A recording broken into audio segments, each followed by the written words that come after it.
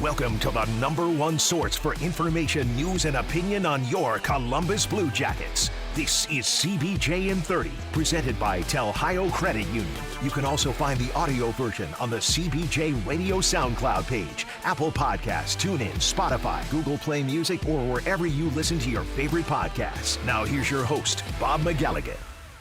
Welcome to another edition of CBJin30, presented by Telhio Credit Union. I'll tell you, it was a big weekend in my household because my oldest son, Matthew, officially graduated from high school. Now, a couple of things about this. It was a virtual graduation, which should be no surprise in this day and age, the way things are going. But I was thinking about this. You know, from the very beginning, it was going to be an indoor event. Well, because of the mass gathering rule, there was a good chance that that was going to be out right from the start. So we kind of knew that it would be out. Okay. Then it was supposed to be on Saturday morning. So on Saturday, I got up. It was bright. It was sunny. It was warm. It was beautiful. And I'll be honest with you. There was part of me that said, why couldn't we be outside? Why couldn't we be on a football field? I mean, the overall class is not that big, only about 170 graduates or so. Couldn't we be spaced out? Couldn't we be enjoying this as a family and as a group and all of that stuff? I thought about it. I did think about it. And then I thought a couple of different things. Number one, I thought about my own high school graduation and the very little that I could remember about my high school graduation. Now, it was over 30 years ago for me. So, you know, the fact that I can remember anything should say something in and of itself. But here's what I remembered about it. I remembered we were allowed to have 2 tickets. And I remember that the tickets were used, one by my mom and one by my grandfather. Now, normally my grandmother would have been in there, but I think that it was, normally it would have been both my grandmother and grandfather, but I only got the 2 tickets. So I had to make a choice, but I believe it was during the week. So my grandmother had to work and she couldn't make it. My grandfather had off. So I think that's why he was there, I think. Then there was kind of an auxiliary area, if you will, overflow area. Maybe that's a better way to put it. And they had a TV there. And at the time, it was called closed circuit television, which meant that they were doing a broadcast that was in the auditorium and being pumped to a television in the cafeteria just across the hall. But in that area, other people could come and fill it up until nobody else could get in there. And my father and my brother did come to that. But I remember my brother had a baseball game. My dad was coaching, and he had a baseball game. And when I saw them afterwards, he was there in his uniform, very dirty, because he was always very dirty. He was always sliding. And so he looked, well, he didn't look like he was going to a formal event by any means. But that's really what I remember about my high school graduation. I don't remember what we did afterwards. I don't remember anything else about it. So my point is, as I started thinking about, well, couldn't we have done this and couldn't we have done that?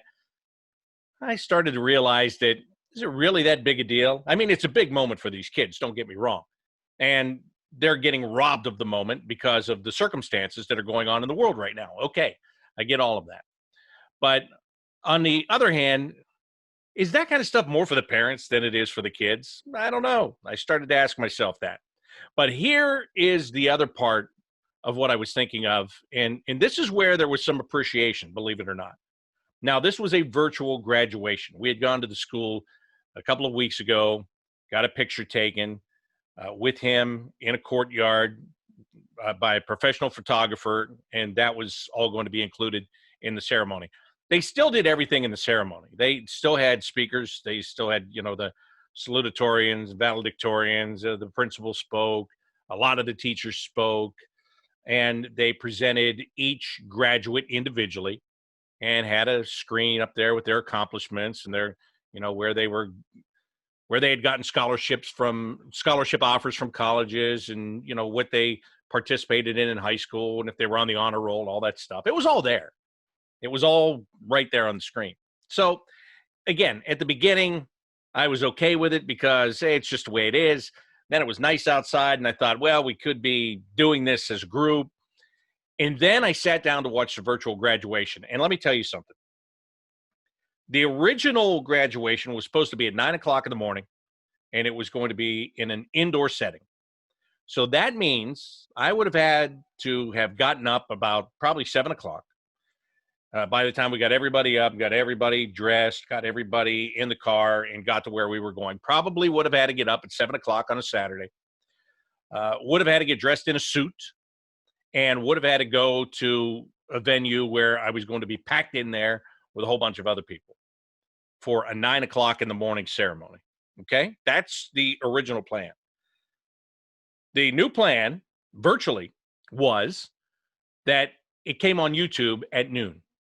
So instead of getting up early, putting on a suit, and going and sitting amongst a whole bunch of other people, I slept in. I had some coffee. We all sat together, and I sat on the couch and watched it in a T-shirt and shorts. Oh, and even better, if I wanted to go refill my coffee at any point during any speech, I could do that without disrupting the whole thing. I wasn't stuck in one spot. I could get up. I could stretch my legs, the whole 9 yards. So what I'm saying is, at the end of the day, it wasn't all that bad. And he is still officially graduated from high school. So, Matthew, congratulations for making it through those 12 years. And now it's about finding a place to do the next 4 years as he continues to search for a college and a baseball program after the one that he was planning on attending this fall got canceled. So we're getting closer to the end of that road, closer to the end of the process there. I'm sorry, this is a hockey show. Closer to the end of the process. It's been kind of a big 4 weeks when it comes to that, and it's what's kept me occupied besides doing this and talking about hockey, which, of course, last week we did get to really talking about hockey when the Players Union approved the format for the NHL returning to play. And again, as I told you last week, they have a format. They're going to go with 24 teams. There are going to be play-in rounds. The Blue Jackets will be a part of that. They will take on the Toronto Maple Leafs in a best-of-5 series. Top 4 teams in each conference will get a bye, but then they will play their own round-robin tournament for points to determine seeding in the final 16 Stanley Cup playoffs. That's how it's all going to work, okay? We know that. We still don't know where. We still don't know when. And that's something I will address when I get to your questions here in the Monday Mailbag in just a moment. So that's what's going on. Last week, I talked to David Savard. He is the Blue Jackets player rep with the NHL Players Association. He's the guy that formally registered the Blue Jackets yes vote that they would approve the format to return to play. I talked with him about the behind the scenes, who he talked to on his team, how they went about it, whether or not they did a team vote before he did the official vote. All of that information you can find in our CBJin30 archives. He was great about it. He was very open, let me know all about the process and how it worked and all of that. And we talked about the different things that are being bantered around about in the NHL with the keeping teams in a bubble, if you will, for lack of a better term, in a bubble. So let me address some of that as we go along here, and let me get to your questions. I only have a couple of questions this week, but I'll get into this and give you my thoughts on it and give you my answers to your questions, right? All right, so let's go to Twitter. Bobby Mac Sports on Twitter is where you can find me, BOBBYMAC Sports. And the first question coming in today is from Lauren. And Lauren says, first of all, congratulations to your son and your family on his high school graduation. Lauren, I really appreciate that. Thank you very much.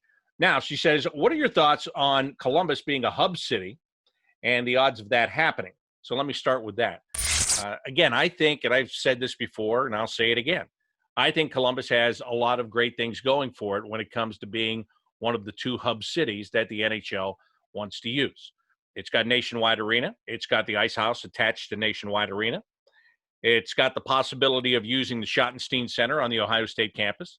There's also another practice rink on the Ohio State campus. So right there, I already have 4 rinks for you.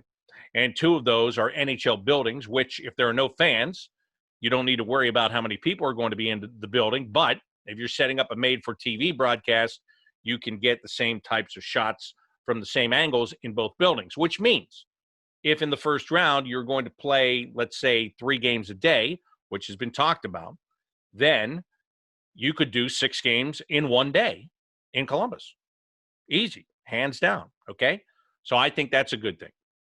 To take it further, now remember, there would be 12 teams in each hub city. So you would need more than just those rinks. And the Blue Jackets have more than just those rinks. They own the chillers. So you've got 2 sheets in Dublin. You've got 2 sheets out in Easton. You've got 3 sheets at Lewis Center. So that's already accounted for 7. And then you have one at Worthington. So that's 8. So you've got 8 sheets there.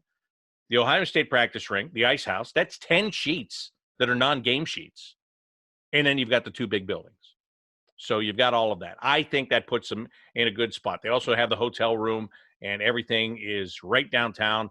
Even to go to those other rinks is a quick bus ride, quite honestly. So Easton would be the closest. If you have to go to a chiller, it's going to be a 10 to 15-minute bus ride out to Easton. So I think that puts Columbus in a good spot. Now, what's going to happen when it comes to the government and allowing all of that? And this is not just in Columbus. This is everywhere, especially in Canada. There's a lot of stuff going on in Canada where they don't know how it's going to work out. The Vancouver Canucks have talked about having their training camp in the United States because they don't know what's going to go on with the border there. Okay, so a lot of unanswered questions still remain. So let me get on to the next part of what Lauren has to say.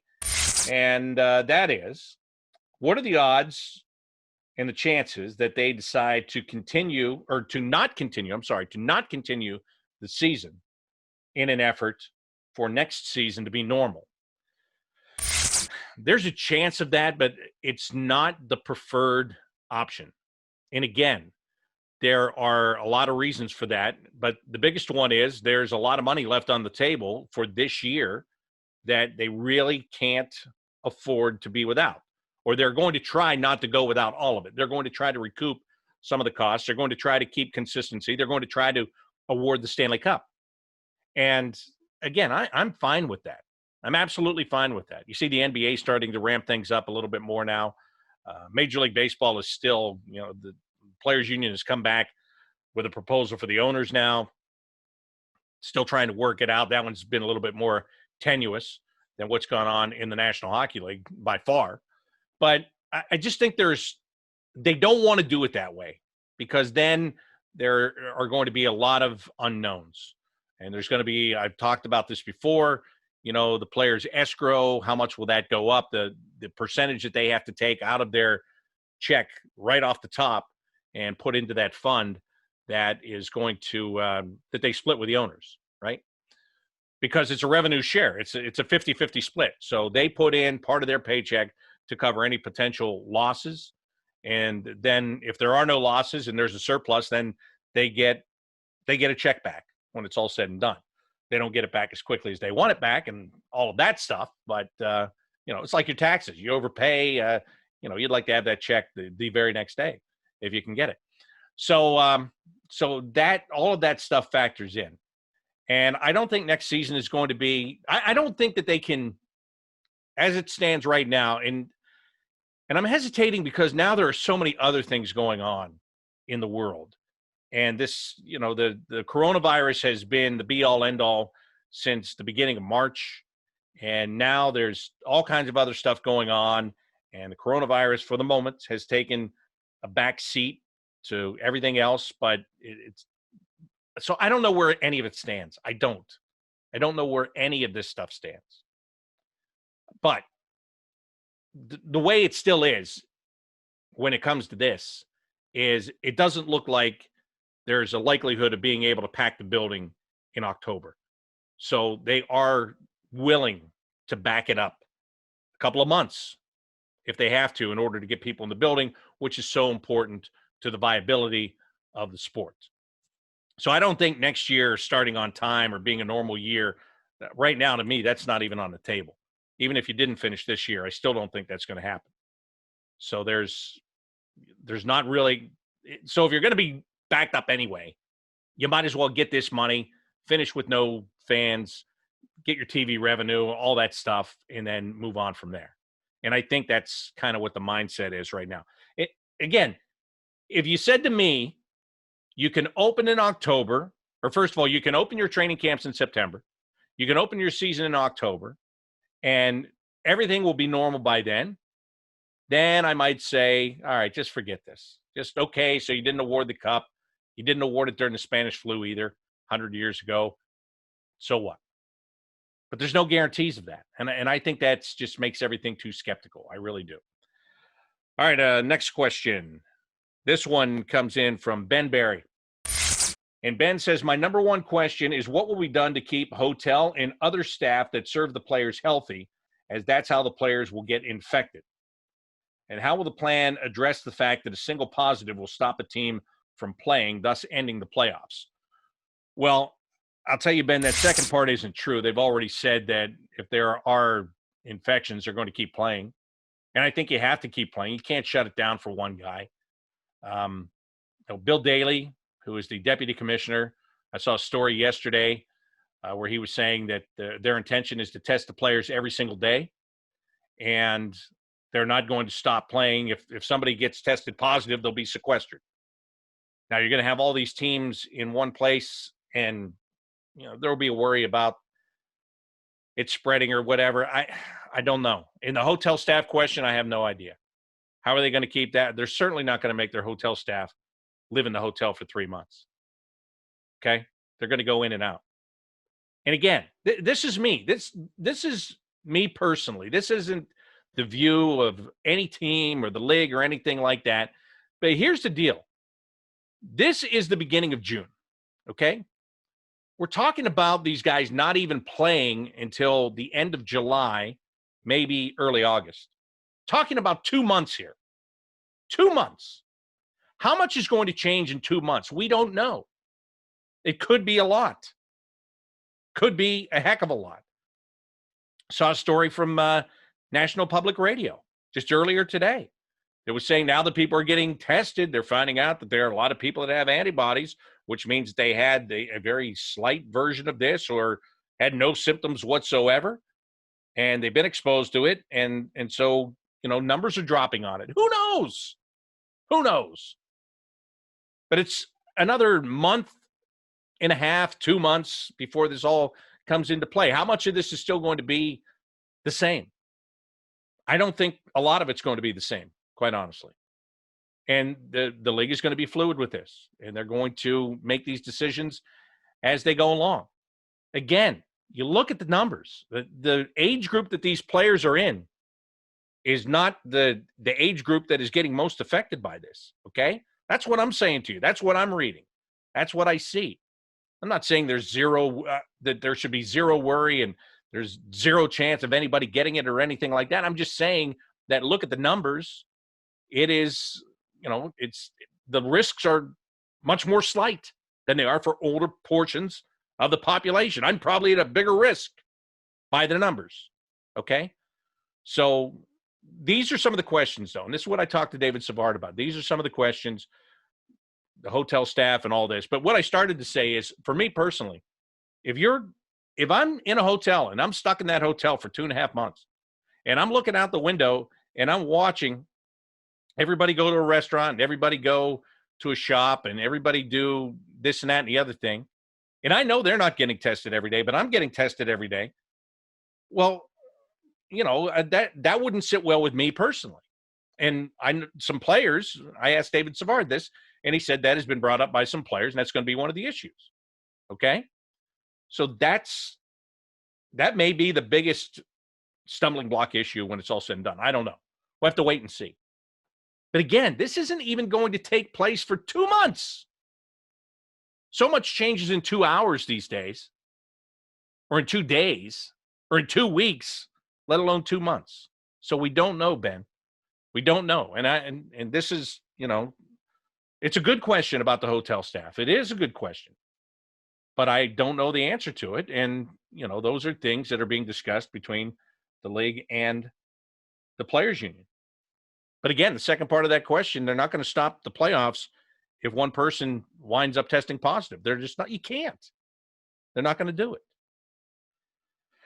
All right. Michael Koska says, will the players who are in other countries be able to make it back to the USA due to travel restrictions? The answer to that is yes. There's no doubt about that. And I'll tell you why there's no doubt about that. Because It is important for the morale of the country, for the morale of the continent. Let me take it a step further. Morale of the continent, because Canada is obviously a huge part of this. It is so important for the morale to get professional sports back underway, on the ice, on the court, on the field, all of it. You see the people are watching the heck out of the Korean Baseball League and the German Soccer League and the UFC fights that have been on.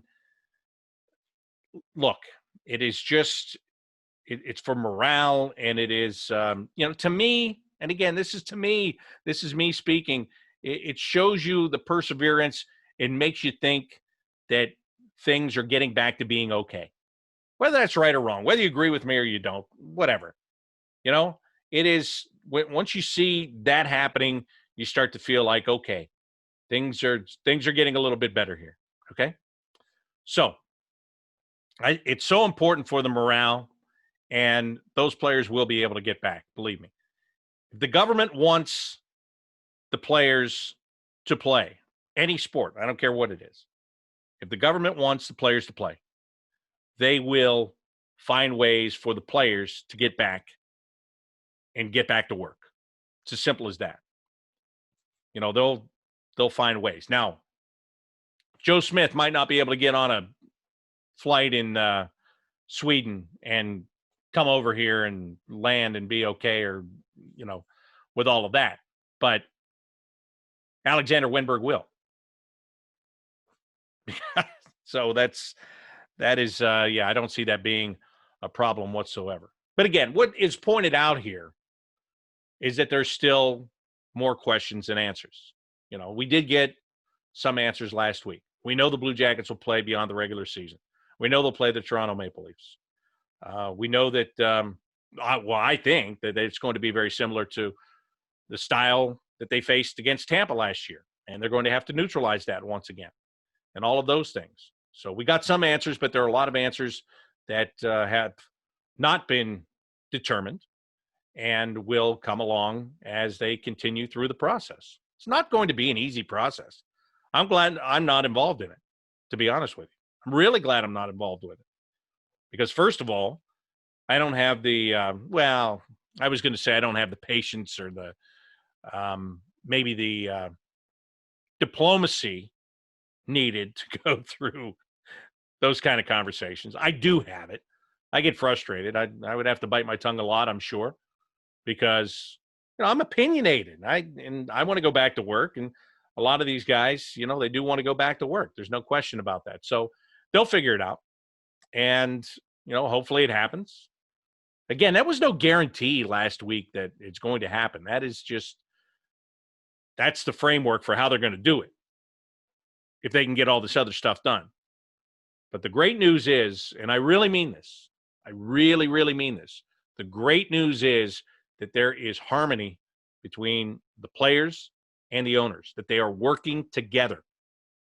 There have been many times that we've heard about the players and the owners not working together in this sport, but they are working together to figure this out and get it done. And that's the best thing about it, because there needs to be unity and harmony in this league, not just now, not just going through this, but for a long time. And I really do hope that this is a sign that people are ready to embrace that and just move ahead, get through this, eventually another long-term collective bargaining agreement, and all just work together for a long time. I hope this is the beginning of that. And every indication is that it's headed that way. Okay. So that I'm excited about that. I really am. So I'm sorry I didn't have all the answers to all of your questions, but I gave you what I got, and I gave you some opinion interspersed there along with it. So I hope that helped to either set your mind at ease or answer your questions, or maybe drum up some new ones for another time. However it works, that'll be just fine by me. Anyway, I want to tell you about Telhio Credit Union. I normally do that off the top, and I got into the graduation. I got right to your questions, and I forgot to get into this, but I'm not going to forget by the end of the show. I can't do that because it's thanks to the fine people at Telhio Credit Union that I'm here talking to you and that we do this show all of the time. So I really appreciate that, what they do and how they have stepped up so that I can bring this to you all of the time, a couple times a week. And at Telhio Credit Union, you know, if you'd like to know why you should join a credit union, well, the answers are all right there on their website, telhio.org. Go there, look at who they are, what they do, the services they provide, and see if there is something that they can offer you that you're not getting wherever you currently have your money, whether it's personally, whether it's for your business, whatever the case may be. They're ready to help you at Telhio Credit Union. Telhio Credit Union is open to everyone in Central and Southwestern Ohio, and they are federally insured by NCUA. So that's going to wrap up this Monday Mailbag edition of CBJin30, presented by Telhio Credit Union. As we move along here in the next couple of weeks, we'll continue to talk about the NHL coming back and continue to get you updated on where that process stands and how they're going to do it with the subjects such as testing, as I just talked about, and the bubble of the hotel and the arena and all that. As those conversations move, we'll continue to talk about it. I'll continue to bring on guests to talk about it with you and get people that are either directly involved, like the players and the management, or people that are on the outside that have a good knowledge of the inner workings of the National Hockey League. All of that I will continue to do for you for the next couple of weeks, and then hopefully the Blue Jackets will be back on the ice and playing the Toronto Maple Leafs. I started to think about this before I did the show. I know I've done a show in June before, but I think it's only been because of the draft. In and around the draft is when I've done a show in June. So this is a new frontier. It's June, and I'm here with you, and more importantly, you're here with me. So thank you for tuning in to this Monday Mailbag edition of CBJin30, presented by Telhio Credit Union. Until next time, I'm Bob McElligott saying so long.